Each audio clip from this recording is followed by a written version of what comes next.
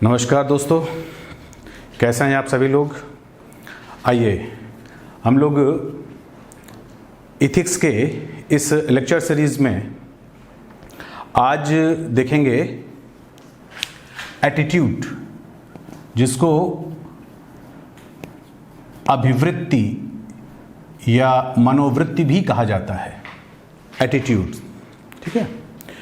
तो मैं हूं वेदांत और आप लोग इथिक्स 4 के इस अंक में समझने की कोशिश करेंगे कि किस तरह से अभिवृत्ति वो अभिरुचि से भिन्नता लेती है ना, कैसे उसको हम अलग करते हैं मत से, ओपिनियन से, है ना, मूल्यों के साथ कैसे उसका अलगाव है। इन सभी बातों को हम लोग आज डिस्कस करेंगे, है ना, और इसे कंप्लीट भी करेंगे। तो अभिवृत्ति वर्सेस मूल्य,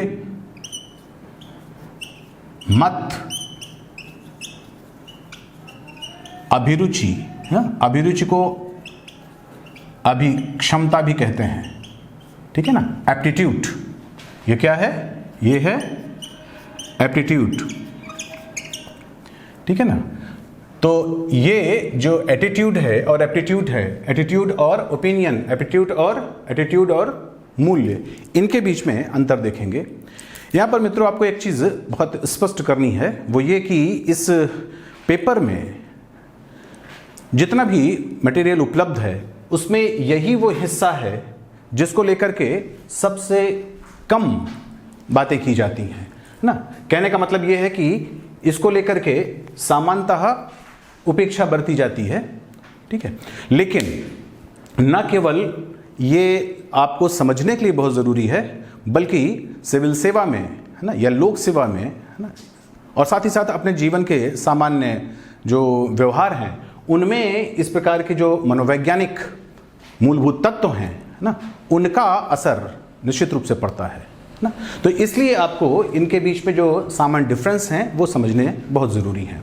खैर, पहले हम आते हैं बात में, एटीट्यूड की बात करते हैं। एटीट्यूड या अभिवृत्ति, जिसको मनोवृत्ति भी कहा जाता है ना, तरह तरह के शब्दों से इसको पुकारा जाता है। इसकी खास बात यह है कि अगर इसको सिर्फ आप एक शब्द में अगर आप इसको बताना चाहें तो ये वास्तव में क्या हो जाएगी?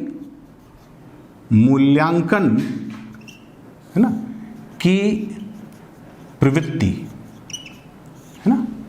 हम सभी के अंदर किसी भी व्यक्ति, वस्तु, घटना, परिस्थितियों, है ना, इन सब के संदर्भ में मूल्यांकन करने की प्रवृत्ति होती है। ये जो मूल्यांकन करने की प्रवृत्ति है इसी को अभिवृत्ति कहा जाता है, इसी को एटीट्यूड कहा जाता है, ठीक है ना। तो इसका अर्थ ये हुआ कि ये एक प्रकार से किसी भी व्यक्ति या वस्तु के संदर्भ में ना, घटना या परिस्थितियों के परिप्रेक्ष्य में अगर देखें तो ये एक प्रकार से उसका मेंटल रिफ्लेक्शन है ना, ये उसकी मानसिक छाया है, या इसको और सरल शब्दों में कहें तो ये एक प्रकार की मानसिक तस्वीर है ना। तो किसी भी व्यक्ति के संदर्भ में, है ना, किसी भी घटना के संदर्भ में जो व्यक्ति की तस्वीर उसके माइंड में आती है, वस्तुतः उसी को अभिवृत्ति कहा जाता है, ठीक है ना।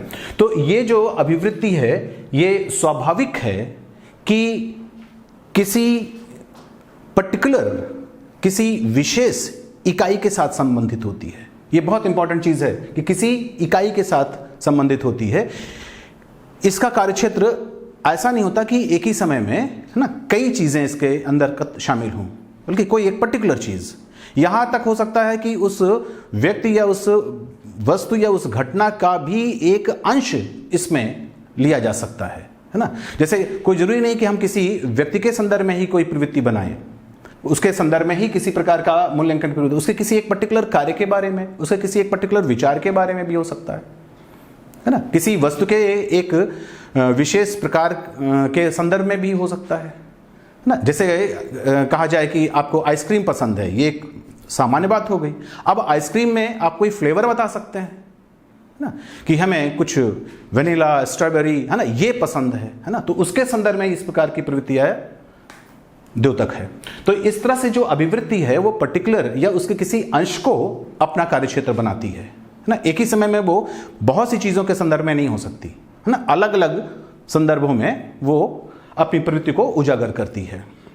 दूसरी महत्वपूर्ण बात इसकी और भी इंपॉर्टेंट है, इसका ये जो प्रवृत्ति है ये सकारात्मक और नकारात्मक दोनों हो सकती है ना, पॉजिटिव और नेगेटिव, सकारात्मक और नकारात्मक, है ना, दोनों प्रकार की ये मूल्यांकन की प्रवृत्ति हो सकती है। यानी अपनी पसंद या नापसंद, है ना, वांछना अथवा उसे छोड़ने, दोनों के संदर्भ में इस प्रकार की जो प्रवृत्ति है वो सामने आ सकती है। ठीक है, लेकिन सामान्यतः जब हम प्रबंधन की बात करते हैं, किसी संगठन या प्रशासन की बात करते हैं या फिर व्यवसाय की बात करते हैं, है ना, तो वहां पर जब हम बात करते हैं तो सामान्यतः हम सकारात्मक प्रवृत्ति की बात करते हैं, क्योंकि सकारात्मक जो प्रवृत्ति होती है ये निश्चित रूप से आपके कार्य को, आपके एक्शन को, आपकी प्रतिक्रिया को बहुत प्रभावशाली बना देती है। और नकारात्मक जो प्रवृत्ति होगी, स्वाभाविक है कि वो आपके किसी एक्शन को, किसी कार्य को या फिर किसी भी प्रकार के जो प्रतिक्रिया है उस प्रतिक्रिया को वो नष्ट करेगी, डाइल्यूट करेगी, है ना। तो इसलिए जो सकारात्मक प्रवृत्ति होती है लोक सेवकों के संदर्भ में इसका ज़्यादा महत्व है, लोक सेवा के संदर्भ में, पब्लिक लाइफ के संदर्भ में इसका अधिक महत्व है ना, क्योंकि इसके माध्यम से जो संगठन है वो मजबूत होता है ना, प्रबंधन में एक अलग तेवर आ जाता है ना, प्रशासन में एक विशेष प्रकार की प्रभावशालिता आ जाती है, या फिर आपके एक निजी काम में भी एक विशेष प्रकार की, है ना, प्रभावी जो तरीका है वो आ जाता है। यही कारण है कि जो प्रवृत्ति सकारात्मक या नकारात्मक होती है, इस संदर्भ में हमेशा इस बात को भी ध्यान रखिए कि ये आपकी जो समस्त ऊर्जा है ना, जितनी भी आपकी ऊर्जा है उस ऊर्जा को ये दिशा निर्देशित करती है, ठीक है ना। तो ये आपकी ऊर्जा को एक विशेष दिशा में निर्देशित करती है, और जब एक विशेष दिशा में आपकी सारी ऊर्जा लग जाएगी, आपकी क्षमता लग जाएगी, तो स्वाभाविक है कि उसमें प्रभावशीलता आ जाएगी, है ना। तो इसलिए अभिवृत्ति के बारे में कुछ बातें बहुत ही स्पष्ट रूप से समझते रहना चाहिए कि ये मूल्यांकन की प्रवृत्ति है, ये सकारात्मक और नकारात्मक दोनों हो सकती है। यद्यपि जो सकारात्मक प्रवृत्ति होती है ये हमारे ज़्यादा काम की है, जैसे हर सकारात्मक चीज़ें काम की होती हैं वैसे ये भी सकारात्मक प्रवृत्ति या सकारात्मक जो अभिवृत्ति है ये हमारे काम की है। और सबसे महत्वपूर्ण बात यह कि एक विशेष प्रकार की दिशा में आपको ले जाती है, आपकी सारी जो ऊर्जा है ना, वो एक दिशा में निर्देशित हो जाती है, उसी में लग जाती है, तो स्वाभाविक है कि उसकी जो प्रभावशीलता है ना, उसकी जो इफेक्टिवनेस है वो बढ़ जाती है, ठीक है ना। तो ये एक महत्वपूर्ण बात आपको हमने अभिवृत्ति की जो सामान्य स्थिति है उसके संदर्भ में समझाई, ठीक है। अब यहां पर यह ध्यान रखना है कि इसी से मिलता जुलता जो शब्द है ना, वो अभिरुचि, अभिक्षमता ये भी है। तो क्या जो अभिवृत्ति है वही अभिक्षमता है, वही अभिरुचि है, या फिर अभिरुचि अभिवृत्ति से कुछ भिन्न है? तो यहां पर आपको ध्यान रखना है कि नितांत रूप से अगर देखा जाए तो ये दोनों चीजें हमारे अंदर ही घटती हैं, और जब हमारे अंदर ही घटती हैं तो स्वाभाविक है कि इनको हम बिल्कुल एब्सोल्युटली, है ना, निरपेक्ष रूप से हम इनकी जो भिन्नता है वो रेखांकित नहीं कर सकते। लेकिन कुछ चीजें ऐसी हैं, कुछ तत्व ऐसे हैं जिनके आधार पर हम अभिवृत्ति यानी एटीट्यूड और एप्टीट्यूड के बीच का जो डिफरेंस है वो स्पष्ट कर सकते हैं, है ना। जैसे सबसे महत्वपूर्ण जो डिफरेंस इसमें है वो ये कि जो अभिवृत्ति है ना, ये हमारे विचारों से, हमारी मनोदशाओं से, है ना, हमारी जो परिस्थितियां हैं, हमारा जो माहौल है आसपास का, हम जिनके साथ अंतरक्रिया करते हैं, जिनसे इंटरेक्ट करते हैं ना, इन सब चीज़ों के माध्यम से एटीट्यूड बनता है। लेकिन जो अभिरुचि या एप्टीट्यूड है या जो अभिक्षमता है ना, ये वास्तव में हमारे अंदर जन्मजात होती है। ये अलग बात है कि जन्मजात रूप से इसके बीज होते हैं, और जितने भी प्रकार की अभिरुचियों के, जितने भी प्रकार की प्रतिभाओं के हमारे अंदर बीज होते हैं, जिस प्रकार की क्षमताओं की पोटेंशियलिटी हमारे अंदर होती है, उनमें से स्वाभाविक है कि कुछ बीज अपेक्षाकृत ज़्यादा अंकुरित होते हैं, और जो ज़्यादा अंकुरित होते हैं अगर इनकी पहचान सही समय पर कर ली जाए, चाहे कि स्वयं के द्वारा और चाहे किसी प्रेक्षक के द्वारा, किसी शिक्षक के द्वारा, किसी बड़े व्यक्ति के द्वारा, किसी मार्गदर्शक के द्वारा, अगर उस चीज को पहचान लिया जाए तो अपनी सारी क्षमता उसी ओर लगाई जा सकती है और इसी के परिणाम होगा कि वो जो आपकी अभिरुचि का विषय है उसमें निखार लाया जा सकता है। सरल शब्दों में अगर हम कहें तो हम कह सकते हैं कि जो अभिवृत्ति है ना, इसका संबंध हमारे ज्ञान से, हमारी मनोदशाओं से, हमारी परिस्थितियों से, है ना, इनके साथ संबंध है। इसको अगर हम एक शब्द में कहें तो ये कह सकते हैं कि अभिवृत्ति का संबंध हमारे चरित्र से है, ठीक है ना। लेकिन जो अभिवृत्ति का संबंध हमारे चरित्र से है, तो जो अभिरुचि है, अभिक्षमता है, एप्टीट्यूड है, इसका जो संबंध है वो हमारे टैलेंट से है। शायद इस शब्द से आप ज्यादा अच्छे ढंग से समझ सकते हैं कि वास्तव में ये क्या है। ये एक प्रकार का टैलेंट है, ये एक प्रकार की मेधा है, ये एक प्रकार की प्रतिभा है ना, जो किसी भी व्यक्ति को जन्मजात रूप से प्राप्त होती है, ठीक है। ये अभिवृत्ति की तरह बाहर से अर्जित नहीं की जाती है ना। इसकी जो निर्मित है वो बाह्य वातावरण के साथ सरोकार रख करके, बाह्य वातावरण के साथ संबद्ध होकर के, बाह्य वातावरण के साथ मिल करके नहीं विकसित होती, बल्कि ये आपके अंदर होती है। हाँ, ये अलग है कि इसको पहचानना, इसको निखारना, इसको ज़्यादा से ज़्यादा विकसित करना, है ना, अपनी ऊर्जा को, अपनी क्षमता को उधर लगाना, ये एक अलग विषय है। लेकिन ये निश्चित रूप से जन्मजात होती है। तो स्वाभाविक है कि इसकी तुलना में, अभिवृत्ति की तुलना में जो अभिरुचि है ये कम परिवर्तनशील है ना। ये परिवर्तनशील है, इसमें परिवर्तनशीलता कम है ना। इसको आप छोड़ सकते हैं, है ना। हो सकता है कि किसी व्यक्ति के अंदर किसी प्रकार की विशेष अभिक्षमता है, कोई विशेष प्रतिभा है, कोई विशेष मेधा है, कोई विशेष टैलेंट है, उसको अनुकूल परिस्थितियां नहीं मिली तो उसका विकास नहीं हो पाया, वो उस क्षेत्र में नहीं जा पाया, है ना। बहुत से लोग ऐसे हो सकते हैं जो बहुत अच्छे क्रिकेटर बनने की, अभिनय करने की, नृत्य करने की क्षमता रख रहे हैं, लेकिन उनको अगर उचित माहौल नहीं मिला तो स्वाभाविक है कि उस फील्ड में उनका नाम नहीं आ पाएगा, वो उस फील्ड में सफल नहीं हो पाएंगे जो दूसरी फील्ड उन्होंने अडॉप्ट कर रखी है ना। हो सकता है ऐसा हो, लेकिन अगर उसको अपनी फील्ड मिल जाए, अगर उसको अपनी जो उसकी अभिरुचि का विषय है अगर वो मिल जाए तो निश्चित रूप से वो बहुत आगे जा सकता है। यही बात है कि जो अभिरुचि है वो किसी भी व्यक्तित्व के विकास का आधार तैयार करती है, उसको एक विशेष प्रकार का फाउंडेशन देती है और उसी फाउंडेशन पर वो व्यक्ति कल को एक आदर्श बन सकता है, एक मॉडल बन सकता है, अपनी फील्ड का एक प्रतिमान स्थापित कर सकता है। यह भी आपको ध्यान रखना है कि अगर हम इसको संगठन के बारे में बात करें, लोक प्रशासन के बारे में बात करें, सिविल सेवा के बारे में बात करें, तो इसको एक उदाहरण से हम बहुत अच्छी तरह समझ सकते हैं। जैसे हम ये कह सकते हैं कि कोई सिविल सेवक है ना, या कोई लोक सेवक है। वो जो लोक सेवक है वो किसी समस्या का जो समाधान है उसे बहुत आसानी से, बहुत तत्परता के साथ कर सकता है, ये उसकी अभिरुचि का प्रमाण है। लेकिन हो सकता है कि उसकी जो अभिवृत्ति है, उसका जो एटीट्यूड है वो टालमटोल करने का हो, वो उस समस्या को आगे लिंगरान करने का हो, विलंबित करने का हो, ये उसकी अभिवृत्ति है। लेकिन वो उसे सॉल्व करने में, उसका समाधान करने में सक्षम है, ये उसकी अभिरुचि, ये उसके टैलेंट का विषय है। तो टैलेंट होना अलग बात है और उस टैलेंट का प्रयोग करना बिल्कुल ही अलग बात है।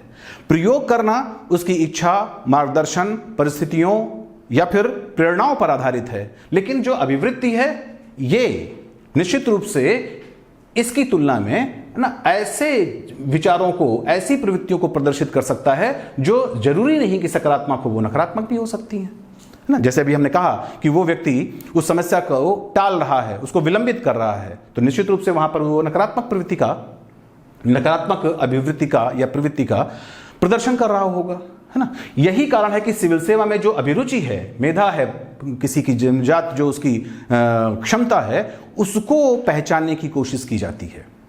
और यही मेन कारण है कि पहले जो ये चीजें ट्रेनिंग के दौरान की जाती थी उसको अब प्रिलिमिनरी स्तर से ही डाल दिया जाता है ना। यही कारण है कि आप देखते हैं कि सीसेट के पेपर में एक हिस्सा इससे जुड़ जाता है ना, वो एटीट्यूड से भी जुड़ता है और एप्टीट्यूड से भी जुड़ता है।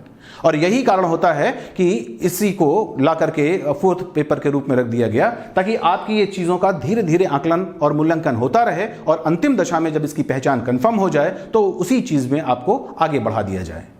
है ना। तो वो देखते हैं कि क्या लोक सेवा के लिए जो जरूरी है ना, उस प्रकार की जो प्रतिभा है, उस प्रकार की जो क्षमता है, वो किसी परीक्षार्थी में, किसी अभ्यर्थी में, किसी प्रतियोगी में है कि नहीं है, या उसको कितना हम निखार सकते हैं, या फिर वो वास्तव में तो निखार नहीं सकती, है ना। इसी क्रम में आपको यह ध्यान रखना है कि ये जो आपकी अभिरुचि है, इसका सीधा जो कह सकते हैं कि मूल्यांकन है या इसको पहचान करने का जो काम है, वो इंटरव्यू में होता है। तो इसलिए ये प्रीलिम्स से लगा करके इंटरव्यू, बाद में फिर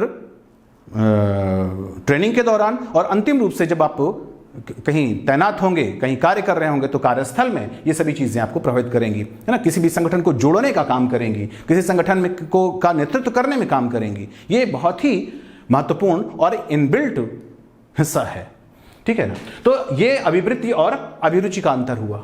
इसी तरह से अभिवृत्ति को कभी कभी हम ओपिनियन समझ लेते हैं।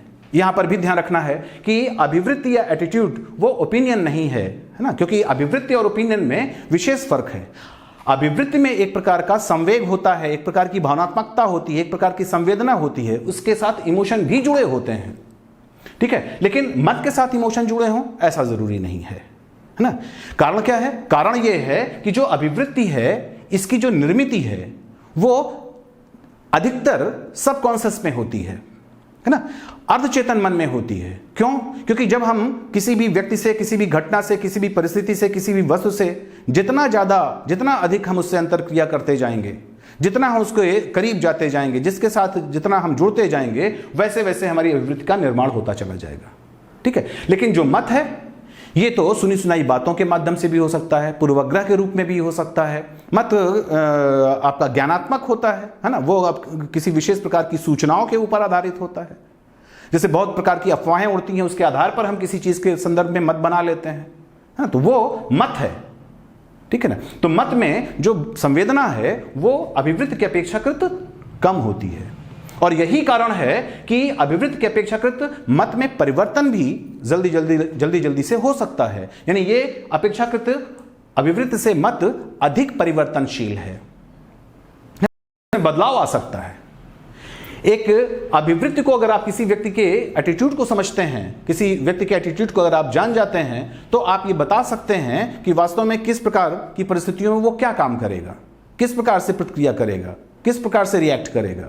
लेकिन मत के संदर्भ में ऐसा जरूरी नहीं है, क्योंकि हो सकता है कि उसका मत उसने कुछ और व्यक्त किया हो, और जब उसको प्रतिक्रिया देने का वक्त आए, जब उसको रिएक्ट करने का अवसर मिले, तो वो उस प्रकार से अवसर का प्रयोग ना करे, वो उस प्रकार का जो विचार है, उस प्रकार का मत है, उस पर वो अडिग ना रहे।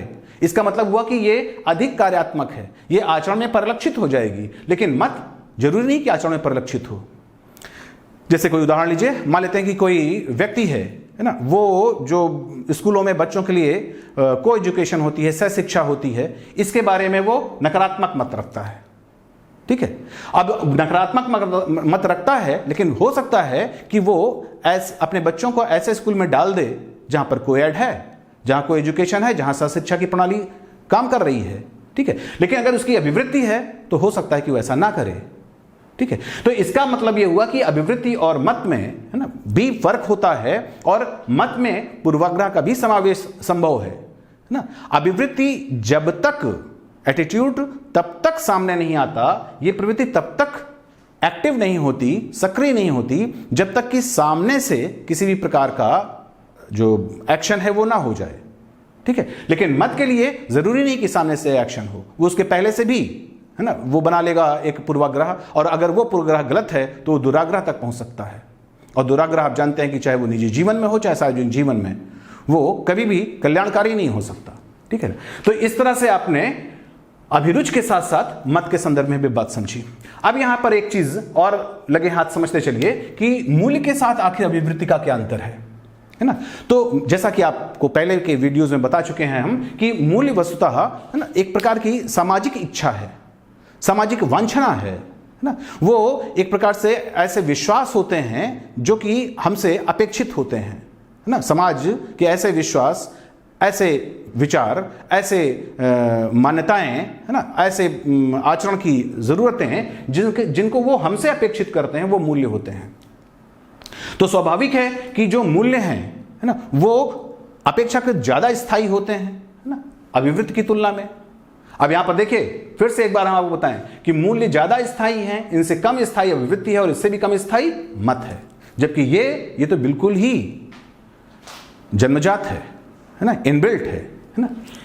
इसके आधार पर हम पूर्व कथन कर सकते हैं, अभिरुचि के आधार पर हम पूर्व कथन कर सकते हैं कि यह व्यक्ति क्या बनेगा, इसका मापन किया जा सकता है, एप्टीट्यूड का मापन किया जा सकता है। इसके बारे में आप पहले से बता सकते हैं कि हम क्या कर सकते हैं, ठीक है ना। लेकिन यह जरूरी नहीं है कि आप आवृत्ति के आधार पर बता दें, मत के आधार पर बता दें कि यह व्यक्ति क्या करेगा, है ना। तो इसलिए बहुत स्पष्ट है कि मूल्य अपेक्षाकृत अधिक स्थायी होते हैं, इनमें परिवर्तनशीलता का तत्व न्यूनतम होता है। और एक बहुत बड़ा अंतर वो ये कि अभिवृत्ति के निर्माण में मूल्य का सहयोग होता है, मूल्य की भूमिका होती है, मूल्य का योगदान होता है ना। लेकिन मूल्य के निर्माण में अभिवृत्ति का योगदान हो ये जरूरी नहीं है, या फिर आप ये कह सकते हैं कि मूल्य के निर्माण में, इसकी निर्मित प्रक्रिया में अभिवृत्ति कोई मायने नहीं रखती, लेकिन अभिवृत्ति के निर्माण में मूल्य मायने रखता है। एक उदाहरण लेते हैं हम लोग, जैसे फर्ज करिए कि समलैंगिकता के संदर्भ में कोई विचार व्यक्त करना है और वहां पर आप अपने धार्मिक मूल्यों के आधार पर, अपने सामाजिक मूल्यों के आधार पर, ना किसी विशेष प्रकार के संगठन से जुड़े होने के आधार पर, वहां हो सकता है कि आप वहां पर जो अपनी अभिवृत्ति है वो नकारात्मक रूप से व्यक्त कर दें, ठीक है, ये निश्चित रूप से सही हो सकता है ना। जबकि भले ही वो जो समलैंगिक व्यक्ति है उसको आप हानि ना पहुंचाएं, है ना, वो आपको हानि ना पहुंचाए, इसके बावजूद भी आप उसके साथ नकारात्मक बर्ताव कर सकते हैं। तो निश्चित रूप से इस प्रकार की जो अभिवृत्तियां हैं वो हमारे मूल्य के साथ जुड़ी हुई हैं। अब हम कम से कम शब्दों में इसके अंतर को फिर से एक बार स्पष्ट कर दें। अभिवृत्ति एक मूल्यांकन की प्रवृत्ति है, जबकि मूल्य हमसे अपेक्षित सामाजिक वांछनाएं हैं, सामाजिक इच्छाएं हैं, सामाजिक एक्सपेक्टेशंस हैं, ठीक है। जो मत है ना, ये मूल्यांकन की प्रवृत्ति है, जबकि मत मूल्यांकन की प्रवृत्ति नहीं, बल्कि ये एक प्रकार की धारणा बनाती है ना। इसीलिए इसका जो निर्माण होता है वो चेतन मन में होता है, जबकि अभिवृत्ति का निर्माण अर्धचेतन मन में होता है ना।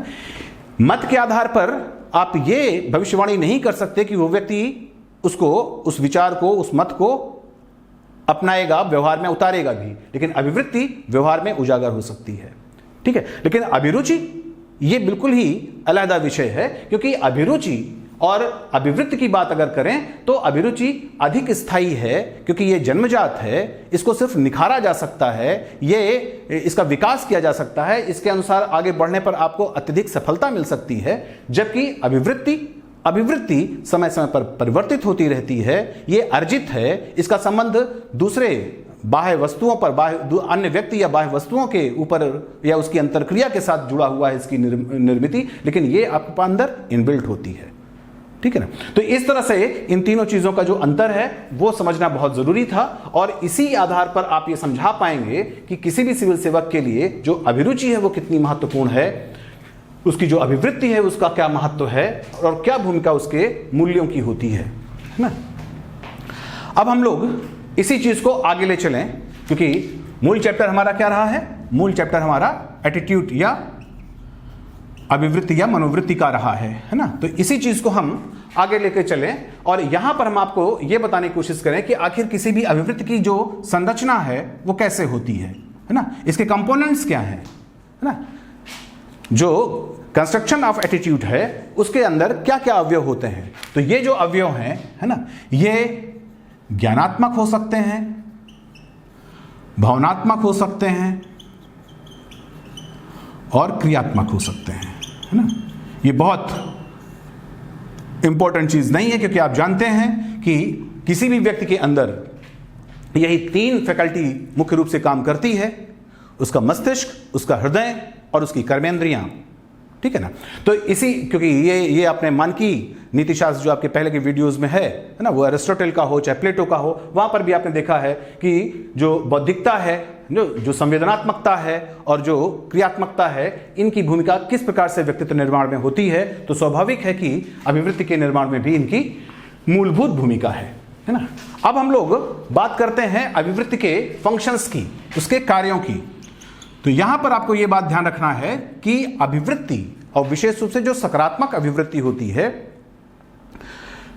उसके अनुरूप हमारी शारीरिक क्षमता या हमारी ऊर्जा दिशा निर्देशित होती है, तो निश्चित रूप से ऐसे कामों में अभिवृत्ति बहुत सहायक होती है जो हमारे जीवन के लिए और सार्वजनिक जीवन के लिए भी कल्याणकारी हो सकते हैं। जैसे पहली बात तो यह है कि जो अभिवृत्ति होती है ये ज्ञान की ओर ना, जानने की ओर, किसी के प्रति जो जानने की प्रक्रिया है इसको उद्वेलित करती है, इसको सक्रिय कर देती है।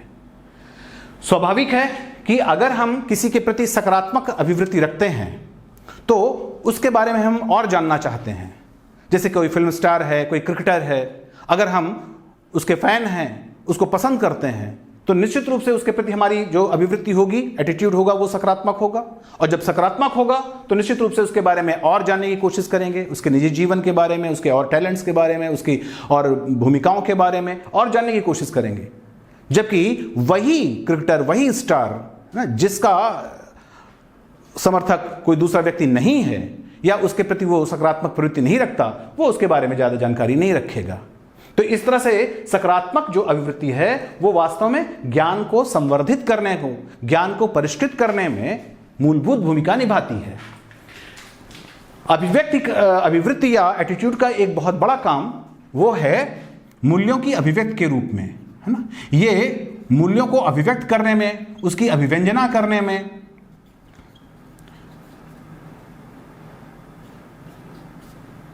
आधारभूत भूमिका का निर्वहन करती है ना। वस्तुतः किसी भी प्रकार के जो मूल्य हैं, है ना, वो हमारी अभिवृत्ति में प्रतिबिंबित ही हो जाते हैं। थोड़ी देर पहले आपको जब हम मूल्य और अभिवृत्ति के बीच में अंतर समझा रहे थे, वहां पर भी हमने आपको ये बात बताया था कि वास्तव में अभिवृत्ति के निर्माण में मूल्यों की भूमिका होती है। तो स्वाभाविक है कि जब अभिव्यक्ति की जो प्रवृत्ति है, इस एटीट्यूड की जो प्रवृत्ति है वो जब सामने आएगी तो उससे मूल्य भी सामने आ जाएंगे कि हम किस प्रकार के मूल्यों पर विश्वास करते हैं, है ना। जैसे अगर हम ये कहें कि ईश्वर को लेकर के हमारे अंदर क्या अभिवृत्ति है, तो जो सिर्फ ईश्वर के अस्तित्व के बारे में बात करेगा, उसके प्रति कोई भावनात्मक या संवेगात्मक भाव नहीं रखेगा, उसके प्रति सक्रिय नहीं होगा, वो कभी भी ईश्वर के संदर्भ में की जो मीमांसा है वो नहीं कर पाएगा, उसका मूल्यांकन नहीं कर पाएगा। वो सुनी सुनी बातों के दो चार तर्क सामने रख सकता है, लेकिन वो कोई डिबेट नहीं कर सकता। ठीक है, तो इसका मतलब हुआ कि जो व्यक्ति आस्तिक है ना, वो निश्चित रूप से उस पर डिबेट कर पाएगा, है ना। तो मूल्यों की जो अभिव्यक्ति है वो भी अभिवृत्तियों के संदर्भ में होती है। एक और इसका कार्य है वो उपयोगितावादी कार्य है ना। समानता क्या होता है कि जिस प्रकार के कार्यों में, जिस प्रकार के आचरण में, जिस प्रकार के विचारों में हमें लाभ की संभावना होती है, हमें पुरस्कृत होने की संभावना होती है, उसके प्रति हमारी जो अभिवृत्ति है वो सकारात्मक होती है। और जहां पर दंड की संभावना होती है, स्वाभाविक है कि वहां पर हमारी अभिवृत्ति नकारात्मक हो जाती है ना। उदाहरण के तौर पर समझें कि अगर ग्रेजुएशन के बाद दो छात्र अलग अलग वर्ग के हैं, दो छात्र वो वास्तव में किसी नौकरी की तलाश करते हैं, तो वहां पर स्वाभाविक है कि जो उसमें आरक्षित वर्ग का होगा वो ऐसे दलों का समर्थक हो जाएगा जो आरक्षण का समर्थन करते होंगे, जो आरक्षण की पक्षधरता करते होंगे। तो उसकी प्रवृत्ति उन राजनीतिक दलों, उन संगठनों, उन समूहों, उन व्यक्तित्वों के संदर्भ में क्या हो जाएगी? सकारात्मक।